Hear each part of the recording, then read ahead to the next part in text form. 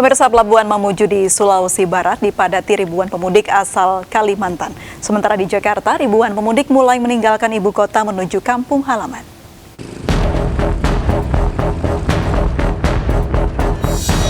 Ribuan penumpang turun dari kapal yang membawa mereka dari Pulau Kalimantan di Pelabuhan Mamuju, Sulawesi Barat.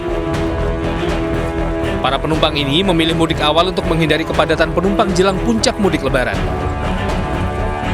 Jalur laut dipilih karena lebih murah dan cepat. Sementara lonjakan kedatangan pemudik di Pelabuhan Mamuju ini sudah terjadi sejak 2 hari terakhir. Pihak pelabuhan memperkirakan lonjakan arus mudik masih akan terus terjadi hingga puncaknya pada 29 April hingga 1 Mei mendatang. Sementara kepadatan calon penumpang mulai terjadi di tempat antrian loket bus antar provinsi di stasiun Kampung Rambutan, Jakarta Timur. Para penumpang yang akan mudik mayoritas dengan tujuan Pulau Sumatera, khususnya Padang dan Palembang.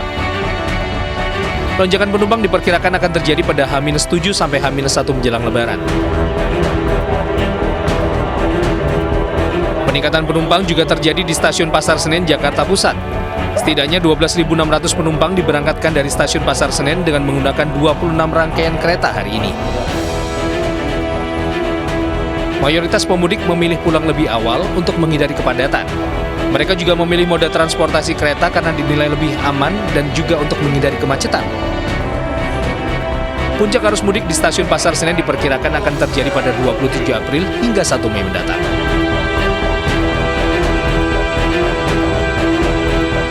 Pemirsa, langkah pemerintah melarang ekspor bahan minyak goreng menjadi salah satu terobosan untuk melawan mafia. Penghentian ekspor minyak bahkan sudah dibahas bersama Komisi 6 DPR pada 17 April lalu.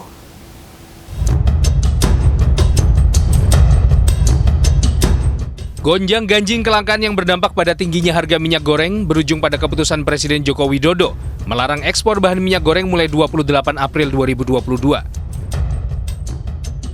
Keputusan larangan ekspor CPO hingga batas waktu yang belum ditentukan bertujuan untuk meningkatkan pasokan minyak goreng dalam negeri. Dengan meningkatnya pasokan minyak goreng dalam negeri, maka harga minyak di pasaran akan bisa dikendalikan. Telah saya putuskan, pemerintah melarang ekspor bahan baku minyak goreng dan minyak goreng mulai Kamis 28 April 2022 sampai batas waktu yang akan ditentukan kemudian. Saya akan terus memantau dan mengevaluasi pelaksanaan kebijakan ini agar ketersediaan minyak goreng di dalam negeri melimpah dengan harga terjangkau. Terima kasih. Wassalamualaikum warahmatullahi wabarakatuh. Jauh sebelum larangan ekspor bahan minyak yang dikeluarkan Presiden, pembahasannya sudah dilakukan Menteri Perdagangan dan Komisi 6 DPR saat rapat kerja 17 Maret lalu. Langkah ini diambil untuk melawan mafia minyak goreng yang merugikan masyarakat. Kita sebagai pemerintah, saya sebagai pemerintah tidak bisa kalah dari mafia, apalagi spekulan-spekulan yang merugikan rakyat. Itu saya jamin. Nah, sekarang kita lihat bagaimana permasalahan daripada kebijakan yang diutarakan tadi katanya berganti-ganti. Yang saya katakan kesalahan yang saya tidak bisa prediksi dari saya itu adalah memprediksi bahwa akan terjadi perang yang membuat harga-harga loncat.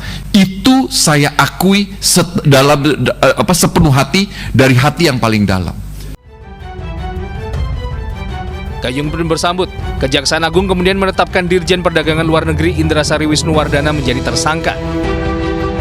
Ia diduga menerima suap pemberian izin persetujuan ekspor minyak sawit mentah atau CPO yang menyebabkan kelangkaan minyak goreng di dalam negeri. Selain Dirjen Perdagangan Luar Negeri, Kejaksaan Agung juga menetapkan tersangka lainnya.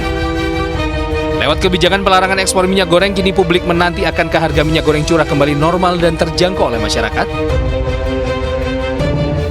Ya, pemirsa, informasi tadi sekaligus menutup iNewsroom Weekend sore hari ini. Saya Aprilia Putri pamit undur diri, terima kasih dan sampai jumpa.